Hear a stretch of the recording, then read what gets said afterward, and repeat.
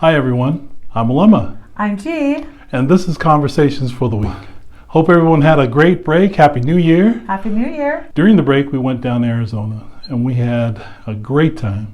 Got in some warm weather and got to visit with some family. And while visiting with family, we got to be involved in some very inspiring conversation. Geraldine, why don't you tell us a little bit about that conversation? You know, it's interesting, Alema, because when you're on break with family, especially in-laws, you're not really thinking about getting into some deep conversation. Right. But what I appreciated about this opportunity was that we got to slow down.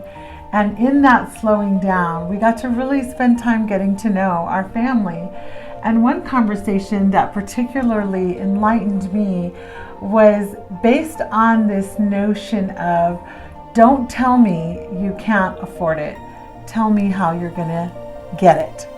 And it really hit me because as we're coaching our kids on mindset, one of the things that we may not even realize is our own paradigms, right? This notion of we're not making a certain amount of money, so we can't afford a certain amount of things or a certain cost of things. But when I was talking to one of the mothers, she was sharing with me how she was brought up in a family where their father felt like he was, in a sense, a second-class citizen. And that really drove something inside of him to where he wanted the best. He really wanted to show not only his family, but those around him that just because we may think we're limited to a certain status, why should I not strive for the best in life? And so she told me of how her father would buy the best, shoes or take them to the best concerts or allow them to aspire to things that sometimes our own paradigms kind of limit us to.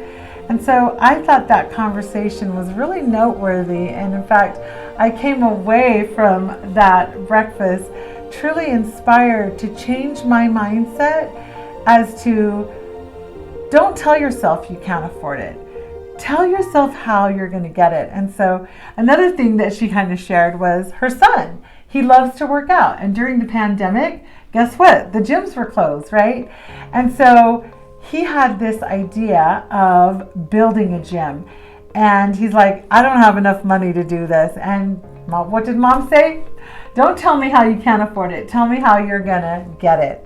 And what he actually did was he turned his barn that was on his land property into a CrossFit gym.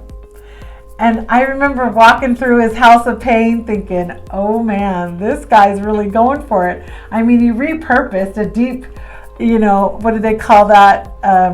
Deep freezer? Deep freezer. Into an ice bath. And I was like, you know what? This is the mindset that we need to foster in our kids. So I walked through that gym. And House of pain. And it was amazing. It wasn't like it was like makeshift stuff. There might have been a couple of items like that. But there were some expensive things in there, expensive pieces of equipment. But what I love about it is that he didn't think of limitations. He just thought about, okay, what can I actually do? Went out and bought quality stuff, made some adjustments to some other things. But that gym would rival any gym that you would go into and pay money for. To hear the backstory, and he was able to be challenged by his mom, and then he showed his mom, okay, this is how I'm going to do it, and then does it. It's just an amazing thing. Not to mention he's in great shape. Yeah, oh man. Made me feel bad walking through. Not really, but anyway, I guess our thoughts are to invite you to work on that mindset of welcoming in the best in your life, not because you make a certain amount of money, but because the creativity is within us to really incorporate and to go after things that we want. Sometimes we needlessly set limitations on ourselves. Yeah. Right. We could actually figure things out and actually go get the great things in life, Like, we need to help our kids, even ourselves actually, get over these paradigms of I can't afford it and think of ways that we can bring those good things to our lives.